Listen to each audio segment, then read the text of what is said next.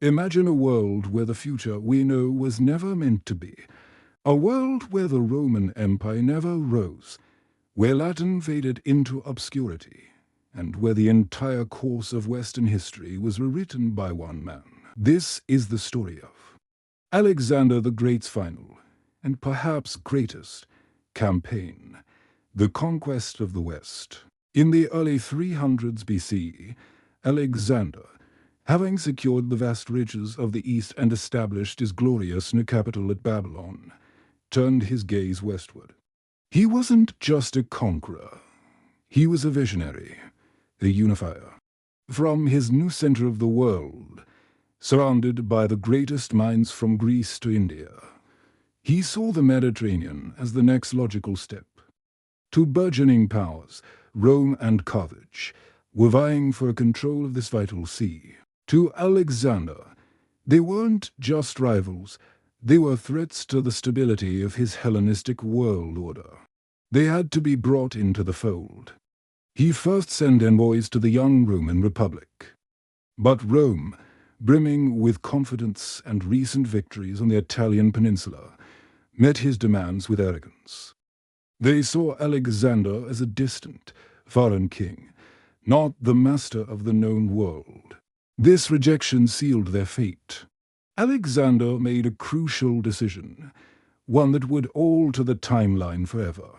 He chose to strike before Rome could face Carthage in the Punic Wars, before it could truly forge its legendary legions in the crucible of that conflict.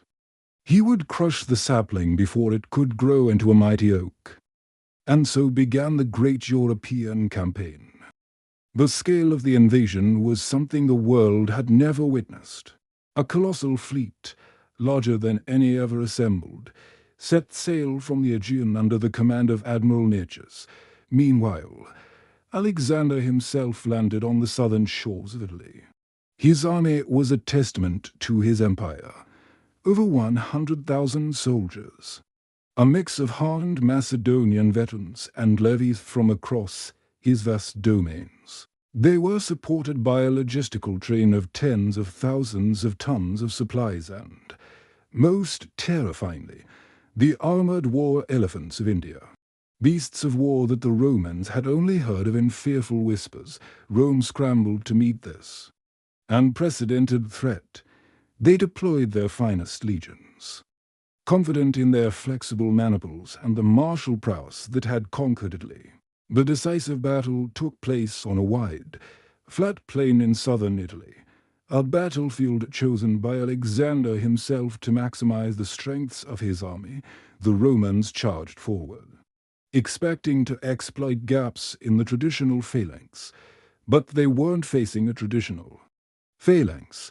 They were facing Alexander's phalanx, a perfected engine of war. When the legionaries crashed against the Macedonian line, their short swords were useless against the impenetrable forest of 16-foot-long sarissas. The Roman lines didn't just bend, they shattered. It was like waves crashing against a cliff of iron. Then, with the Roman infantry pinned and dissolving in chaos, Alexander unleashed his masterstroke. He personally led his elite companion cavalry, the Heteroi, in a thunderous charge round the Roman flank. This classic hammer and anvil tactic, executed with godlike precision, completely enveloped the Roman army. Their famed flexibility meant nothing when they were trapped, surrounded, and being systematically cut down. It wasn't a battle, it was a methodical, brutal annihilation. The defeat was more than just a military catastrophe for Rome. It was a psychological apocalypse. The myth of Roman invincibility, the very foundation of their identity, was trampled into the dust under the hooves of Alexander's cavalry. The siege of Rome itself was short. The city, stripped of its army and its will to fight, surrendered. Alexander, ever the strategist, chose not to raze the city to the ground. He understood its symbolic power. Instead, he performed a cultural and political dissection. The Roman Senate was disbanded. Its libraries and records were either destroyed or shipped east. The entire administrative structure that had governed the Republic was dismantled and replaced with a Hellenistic model. A significant portion of the Roman population was enslaved and deported, sent to the far corners of the empire to labor on grand construction projects. There lives now fuel for Alexander's vision. Latin, the language of Cicero and Caesar in our timeline, was relegated to a peasant's dialect. Koine Greek became the language of law, commerce, and power. Rome was left a hollowed-out symbol, a tribute-paying vassal on the edge of a Greek world. With Rome neutralized, the great mercantile power of Carthage was now alone, isolated. Alexander knew that to control the Mediterranean, he had to control the seas, and Carthage was a naval superpower. But Alexander had an ace up his sleeve. From his new centers of innovation in Babylon and the shipyards of Syria, his engineers, a fusion of Greek and Persian genius, had designed a new generation of warships. They were larger, faster, and more powerful than anything Carthage possessed, equipped with advanced siege engines and artillery. Carthage put its faith in its legendary walls and its powerful navy. But they were facing an integrated, multi-domain assault. As Alexander's land army laid siege to the city, his new superfleet blockaded the harbor, cutting off all hope of reinforcement or escape. The siege was swift and merciless. Like with Rome, Alexander spared the city itself from total destruction. His goal wasn't just to punish, but to absorb. He stripped Carthage of everything that made it a rival.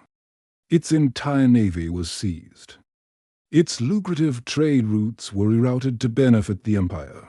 Its vast reserves of gold and silver were transferred directly to the imperial treasury in Babylon. Carthage, the queen of the sea, was reduced to a provincial port. By the early years of the 3rd century BC, the conquest was complete. The Alexandrian Empire was the undisputed master of the entire Mediterranean basin. There was no power left in the West to challenge its supremacy.